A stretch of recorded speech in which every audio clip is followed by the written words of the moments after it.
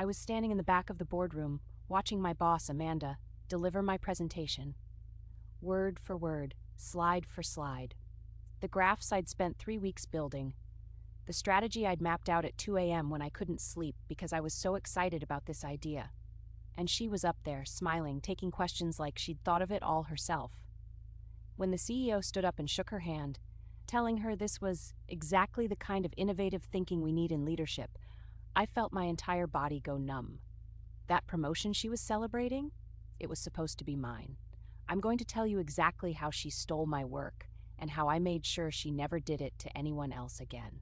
Trust me, you'll want to hear how this ends. 6 months earlier, I was genuinely excited to work for Amanda. I'd just been hired as a senior analyst at a mid-sized marketing firm in Seattle, and she was the VP of strategy, sharp, confident, always perfectly put together. During my interview, she talked about mentorship, about lifting up other women in the industry. I remember thinking, finally a boss who gets it, someone who would actually help me grow. For the first few months, it was great. She praised my work in team meetings. She told me I had real potential. When the company announced they were creating a new director of innovation role, she pulled me aside after a meeting and said, "You should go for this. I'll make sure your name is at the top of the list." I trusted her completely. Why wouldn't I? She'd been nothing but supportive. So when she asked me to put together a presentation on a new client retention strategy for the executive board, I threw everything I had into it. I'm talking late nights, weekends, calling in favors from contacts at other agencies to get data. I built predictive models. I created a whole implementation timeline. This wasn't just a presentation, it was a roadmap that could change how the entire company operated. And Amanda kept checking in, so encouraging. "This is brilliant," she'd say. "They're going to love this." She asked me to send her the final deck the night before the board meeting, just so she could review it and make sure it's perfect. I sent it at 11 p.m., proud of what I'd created.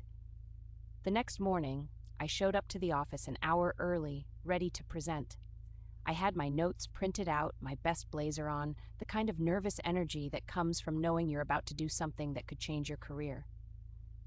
But when I got to the executive floor, Amanda was already in the boardroom. Through the glass wall, I could see her setting up a laptop. My stomach dropped. I knocked on the door. She looked up, smiled, and came out into the hallway. "Oh, hey, yeah, slight change of plans," she said, so casually. "I'm going to present this one to the board. You know how they are. They respond better to someone at VP level. But don't worry, I'll make sure they know you helped with the research." Helped with the research. I just stared at her. "Amanda, this is my presentation. We talked about me presenting it. You said." "I know, and you did amazing work. But this is a board meeting, not a team meeting. You'll have other chances." She patted my arm. Actually patted my arm like I was a child. "Just trust me on this." What was I supposed to do? Make a scene outside the boardroom? Burst in and tell the CEO my boss was stealing my work? I was 29 years old. She was a VP with 12 years at the company. So I stood there and I watched her walk back in. And then I watched her present my entire strategy as her own. But that wasn't even the worst part. 2 weeks later, they announced Amanda's promotion to Senior Vice President. The CEO sent a company-wide email praising her groundbreaking client retention strategy and her visionary leadership. There was a celebration in the main conference room, champagne, a cake, the whole thing. Amanda gave a speech about hard work and dedication. I had to stand there and clap. I actually had to clap for her. That night, I sat in my car in the parking garage for 40 minutes, just crying. Not pretty crying, the kind where you can't catch your breath and your whole face swells up. I kept thinking, how could I have been so stupid? How did I not see this coming? Every encouraging word, every "you're so talented," it was all just her keeping me close enough to steal from. I went home and drafted a resignation letter. I was done. But then, around 2 a.m., still wide awake, I opened my laptop and started going through my files. And I found something interesting. Every single presentation I'd worked on for Amanda over the past 6 months, I'd saved in multiple places: my work drive, my personal cloud, my email drafts.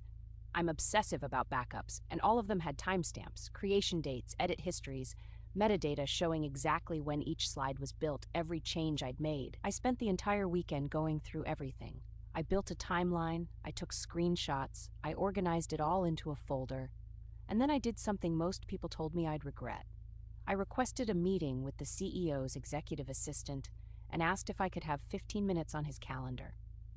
When she asked what it was regarding, I said, "I have information about the client retention strategy that I think he should see." And what I did next? Most people told me I'd gone too far. I walked into that meeting with a printed portfolio. I didn't come in angry or emotional. I came in with facts. I showed him my original files with timestamps from 3 weeks before the board meeting. I showed him the email where I'd sent Amanda the final deck. I pulled up the version history showing that I'd created every single slide. And then I showed him something else I'd found, 2 other presentations from the past year where she'd done the exact same thing to 2 other analysts who'd both quietly left the company. The CEO didn't say much during our meeting. He just took notes, his expression getting harder the longer I talked. He thanked me for coming forward and said he'd look into it. I honestly wasn't sure if anything would happen. I thought maybe I'd just killed my career for nothing. 3 days later, Amanda was placed on administrative leave. A week after that, HR launched a formal investigation.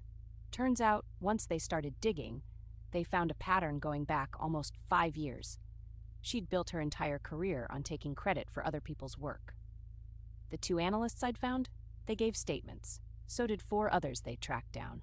By the end of the month, Amanda was out, not quietly reassigned, actually terminated for ethics violations. And the director of innovation position? They offered it to me. Not as a consolation prize.